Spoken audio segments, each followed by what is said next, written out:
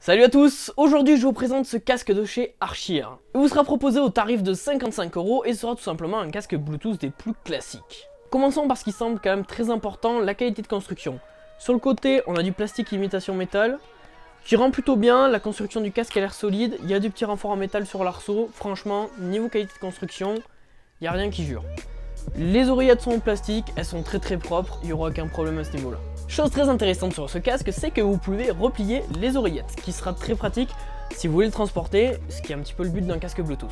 D'un point de vue connectique, ce sera très simple, vous aurez uniquement une prise pour brancher un câble jack utilisant un casque filière, l'entrée pour le micro et la prise micro USB pour le recharger. Parlons tout de suite du confort. Le confort, ça paraît être quelque chose d'important. Le casque est assez lourd, au début ça fait un peu peur, on se dit ouais, c'est pas ouf.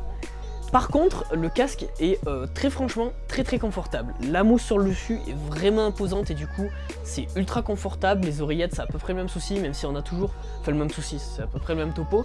Même si on a un petit peu du mal à le mettre comme il faut sur les oreilles pour pas qu'il fasse du mal au début, pour pas qu'il fasse mal au début. Mais une fois qu'on s'y est habitué, franchement il est très confortable. Il tient très bien la tête aussi, je suis allé courir avec, il n'y a aucun problème, ça tient vraiment sans problème. A savoir aussi qu'il isole très bien des bruits extérieurs, voire même peut-être un petit peu trop à mon goût vu que j'aime les casques ouverts, mais ça c'est un détail. Mais d'un point de vue pour utilisation par exemple dans les transports en commun, vu qu'il n'y en a pas en Lozère, enfin voilà, ça peut être pas mal. Donc franchement ce casque il me plaît plutôt bien. Au niveau des contrôles c'est très simple, vous avez le bouton pour raccrocher ou pour tout simplement allumer le casque, un bouton haut, un bouton bas qui sera assigné à plusieurs fonctions, baisser le volume, passer la musique, etc. Vous avez compris l'idée. On va terminer par l'un des points qui est le plus important sur un casque audio, c'est quand même pour ça qu'on les achète, c'est la qualité audio. Et franchement j'ai été plutôt impressionné parce qu'à part un détail, il est bon. Le son à la base est pas mauvais et pas trop dégueulasse, mais il y a beaucoup trop de basses. Alors certes on peut un peu le corriger via l'equalizer, mais c'est tellement un défaut poussé que même via l'equalizer de votre téléphone, vous ne pouvez pas arriver à vraiment corriger ce défaut. Il y a des casques qui ont beaucoup de basses comme le Sennheiser Urbanity XL, qui ont des casques très prononcés, enfin des basses très prononcées, mais qui sont bien gérés. Là c'est pas le cas, ça sature presque, et c'est vraiment des basses qui sont trop poussées. Je vous laisserai d'ailleurs mon ami Olivier vous en parler. Tu vois, on les entend les basses, ça vibre. Mais si au lieu de faire bouh, tu vas vraiment entendre des bonnes basses, bouh, ça fait.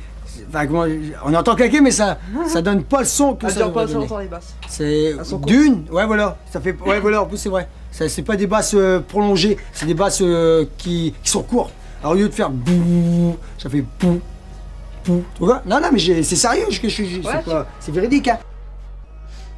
Bon voilà, c'était donc tout pour cette petite présentation sur le casque Archir. Il est pas mauvais, très franchement, pour 55 € ça va. Après ça reste le même casque que toutes les autres marques random sur Amazon. Mais franchement la qualité de construction a l'air bonne, le confort est bon, le son est pas trop dégueulasse. Si vous aimez beaucoup les basses ça peut faire le taf. Et vous les baissez un peu sur l'equalizer parce que c'est vraiment trop. Moi j'aime bien les basses mais pas trop tu vois. Et du coup voilà, c'est pas un mauvais casque, en plus pour le transport il est pas mal.